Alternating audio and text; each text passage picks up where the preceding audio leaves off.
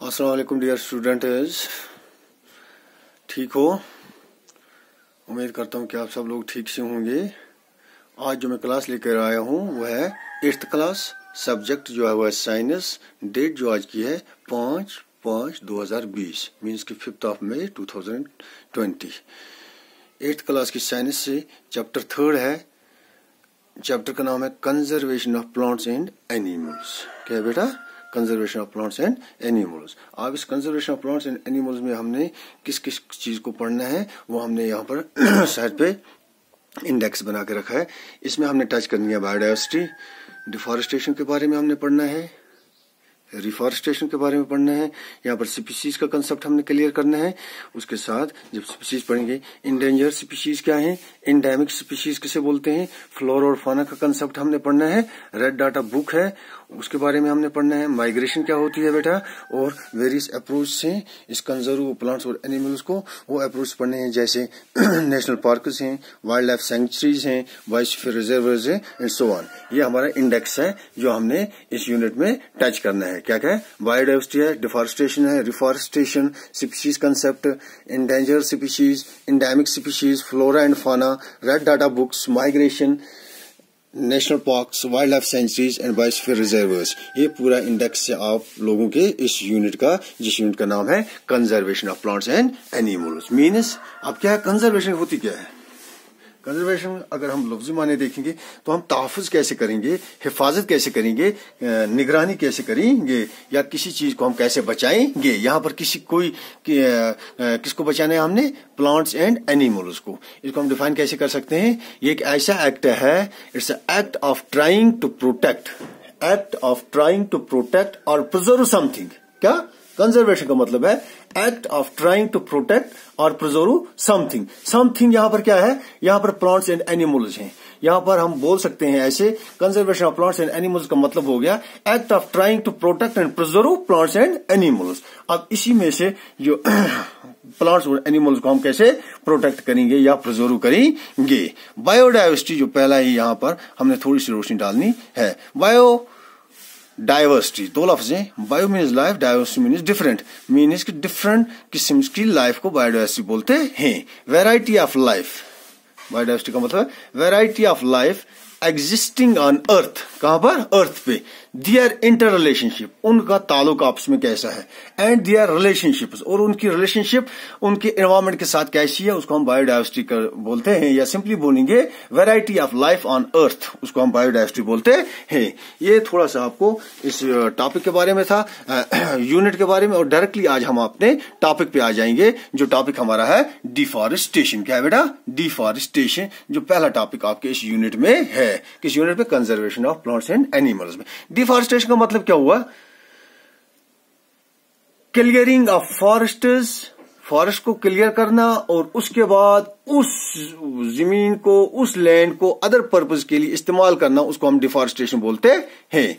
Clearing of forests and using that land for other purposes, it is deforestation. या simply हम बोलेंगे cutting of trees at alarming rate is called deforestation. ये deforestation है कि बेतहाशा कटाव, किसका? जंगलात का बेतहाशा कटाव, उसको हम डिफॉरेस्टेशन बोलते हैं। Clearing of forests and using that land for other purposes, या cutting of trees at alarming rate को हम डिफॉरेस्टेशन बोलते हैं। अब ये जो अदर पर्पस के लिए डिफॉरेस्टेशन करते हैं हम, किसी जगह पर जहां पर प्लांट्स होते हैं, फॉरेस्ट्स होते हैं, उनको कट करते हैं, वो अदर पर्पसेस क्या है? या तो हम इस लैंड को कल्टीवेशन के लिए इस्तेमाल कर सकते हैं, प्रिक्यूरिंग लैंड फॉर कल्टीवेशन, उसके लिए इन जंगलों को काटा जाता है, या उस जंगल को काट कर हम बिल्डिंग हाउसेज बनते हैं, या फैक्ट्रीज को बनाते हैं, या फिर हम उस जंगल से लकड़ी लाते हैं, किसके लिए?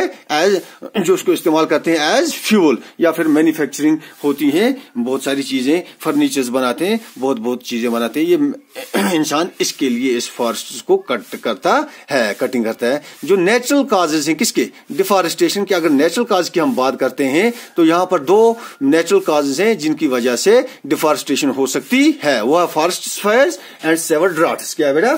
फॉरेस्ट फायर, जो जंगल में खुद ब खुद आग लग जाएगी, उससे कोई हिस्सा जंगल का खत्म हो जाएगा, उसको फॉरेस्ट फायर्स बोलते हैं। या सेवर ड्राउट से शदीद सख्त खुश्क साली जब आ जाएगी तो उसकी वजह से भी फॉरेस्ट में आग लग जाती है। ये है डिफॉरेस्टेशन के बारे में। अब इसके नताइज क्या हैं? अगर किसी जगह पर हमारे पास फॉरेस्ट्स थे, उनका बेतहाशा कटाव हो गया, डिफॉरेस्टेशन होगी वहां पर, उसके नताइज क्या आएंगे हमारे पास? अंजाम क्या होगा उसका सबसे बड़ा अंजाम जो है, जो नुकसान हमारे पास आएगा, नतीजा जो निकल कर आएगा, वो है हमारी अर्थ का जो टेम्परेचर है बेटा, अर्थ टेम्परेचर जो होगा वो इंक्रीज हो जाएगा। It will increase the earth temperature, means global warming हो जाएगी वहां पर। क्या हो जाएगी? Global warming. उसके साथ साथ इंक्रीज पोल्यूशन लेवल्स बहुत ज्यादा आ जाएंगी। Increase level of carbon dioxide in the atmosphere, हमारा जो एटमॉस्फेयर है इसमें कार्बन डाइऑक्साइड की कंसंट्रेशन ज्यादा हो जाएगी। ग्राउंड वाटर लेवल जो है वो कम हो जाएगा। रेनफॉल और फर्टिलिटी ऑफ सॉइल जो है ये डिक्रीज हो जाएगी। ये कॉन्सिक्वेंसेस है किसके? डिफॉरेस्टेशन के। सॉइल इरोजन हो जाएगा वहां पर। जब सॉइल इरोजन हो जाएगा तो वहां पर चांसेस हैं किसकी? चांसेस ऑफ नेचुरल कैलेमिटीज हैं, जैसे फ्लड्स आएंगे, ड्रॉट्स आएंगे, वहां पर सैलाब आ सकते हैं। इनके साथ साथ जब सॉइल इरोजन वहां पर हो जाएगा तो एक दूसरा फिनोमेना वहां पर जन्म लेगा जिसका नाम है डेजर्टिफिकेशन आ जाएगी। जब ऊपर टॉप सॉइल का हिस्सा बह जाएगा फ्लड्स के साथ, वहां पर जो फर्टाइल सॉइल थी वो कन्वर्ट हो जाएगी किसमें? डेजर्ट्स में। इस फिनोमेना को हम डेजर्टिफिकेशन भी बोलते हैं। और जो हमारी सॉइल है इसकी वाटर होल्डिंग कैपेसिटी जो है वो कैपेसिटी भी कम हो जाएगी। This were the certain consequences of deforestation. कौन कौन सा है बेटा? इंक्रीज ऑफ अर्थ टेम्परेचर हो जाएगा वहां पर, इंक्रीज पोल्यूशन लेवल्स आ जाएंगी, increases level of carbon dioxide in the atmosphere, ground water level जो हो जाएगी वो कम हो जाएगी, rainfall बारिश, और फर्टिलिटी ऑफ सॉइल, जमीन की मिट्टी की जरखेजी कम हो जाएगी, डिक्रीज हो जाएगी। सॉइल इरोजन हो जाएगा वहां पर, टॉप लेयर जो सॉइल का था वो बह जाएगा वहां पर। जब टॉप सॉइल बह जाएगा वो चांसेस क्या है इसके? किसके हैं? नेचुरल क्लाइमेट्स आएंगी, फ्लड्स हैं, ड्रॉट्स हैं। जब फ्लड्स और ड्रॉट्स आ जाएंगे तो वहां पर डेजर्टिफिकेशन हो जाएगी और वाटर होल्डिंग कैपेसिटी जो सॉइल की है वो डिक्रीज हो जाएगी। ये थे कॉन्सिक्वेंसेस, नताइज किसके? अब ये रेनफॉल और फर्टिलिटी ऑफ सॉइल ये कैसे डिक्रीज हो जाएगी? डिफॉरेस्टेशन के। बेटा देखो, आप लोगों ने पता ही होगा जो प्लांट्स हैं उनको जरूरत पड़ती है कार्बन डाइऑक्साइड की। किसकी? कार्बन डाइऑक्साइड की। Plants need carbon dioxide. एक फिनोमेना है जिससे वो गुजा बनाते हैं, उस फिनोमेना को बोलते हैं फोटोसिंथेसिस। कार्बन डाइऑक्साइड जरूरत पड़ता है किनको? प्लांट्स को। किसके लिए? प्रोसेस के लिए। कौन सी प्रोसेस है वो? फोटोसिंथेसिस के लिए। आप जब ये यहाँ पर हमारे पास ये प्लांट्स, ये कार्बन डाइऑक्साइड, हमने कहा कि वहां पर डिफॉरेस्टेशन है, इस एरिया में हमारे पास कम फॉरेस्ट है। क्या है? कम फॉरेस्ट। ये कम कार्बन डाइऑक्साइड हासिल करेंगे, ठीक है, जितने प्लांट्स होंगे। बाकी वाला जो कार्बन डाइऑक्साइड होगा वो हमारे एटमॉस्फेयर में ही रह जाएगा। एटमॉस्फेयर में जब वो रह जाएगा कार्बन डाइऑक्साइड, हमारे कंसेंट्रेशन वहां पर ज्यादा हो जाएगी कार्बन डाइऑक्साइड, तो वहां पर क्या हो जाएगा? वहां पर ग्लोबल वार्मिंग आ जाएगी। क्या हो जाएगी? Global warming. कैसे आएगी ग्लोबल वार्मिंग? कैसे होगी? देखिए बेटा, जो ये हमारा सन है, सन से जब सन रेज अर्थ पे आती है, सम ऑफ द रेज ऐसी होती हैं जो रिफ्लेक्ट होती हैं, रिफ्लेक्ट करती है अर्थ वापस, ठीक है। तो वहां पर जब हमारे एटमॉस्फेयर में कार्बन डाइऑक्साइड की कंसंट्रेशन वहां पर लेवल ज्यादा है, तो ये कार्बन डाइऑक्साइड क्या करेगा? ये रिफ्लेक्टेड रेज जो है, जो अर्थ रिफ्लेक्ट करती है वापस, इनको ट्रैप करती है। क्या करती है? जब ट्रैप करेगी तो वहां पर अर्थ का टेम्परेचर इंक्रीज हो जाएगा। जब अर्थ का टेम्परेचर इंक्रीज हो जाएगा वहां पर ग्लोबल वार्मिंग हो जाएगी। द बिगेस्ट चैलेंज जो हमारे पास है ये बेटा हमारे डिफॉरेस्टेशन के लिए था। अब जो ये प्लांट्स और एनिमल्स हैं इनको कंजर्व कैसे करेंगे? इस डिफॉरेस्टेशन से बचेंगे कैसे?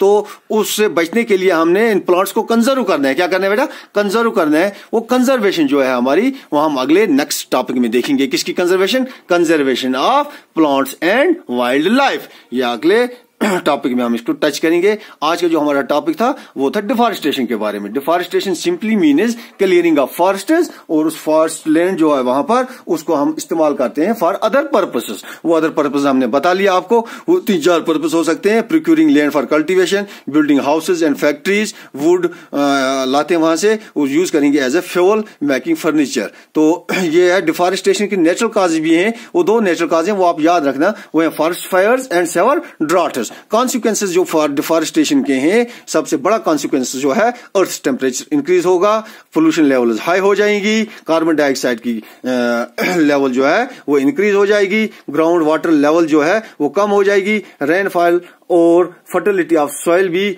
डिक्रीज हो जाएगी, सॉइल इरोजन हो जाएगा, वहां पर फ्लड्स आएंगे, ड्रॉट्स हो जाएंगे, ये चीजें होंगी। तो दूसरा फिनोमेना जन्म लेगा जिसका नाम है डेजर्टिफिकेशन, और वाटर होल्डिंग कैपेसिटी जो सॉइल की है वो भी डिक्रीज हो जाएगी। ये हमारा डिफॉरेस्टेशन था। उम्मीद करता हूं कि आपको इनमें से कुछ हासिल हुआ होगा, समझ आया हुआ होगा। तो नेक्स्ट टॉपिक जो हमारा रहेगा वो डायरेक्ट रहेगा conservation of these plants and wildlife, या conservation of plants and animals. इंशाल्लाह कल हम उस पर रोशनी डालने की कोशिश करेंगे बशर्ते जिंदगी। अस्सलामु अलैकुम।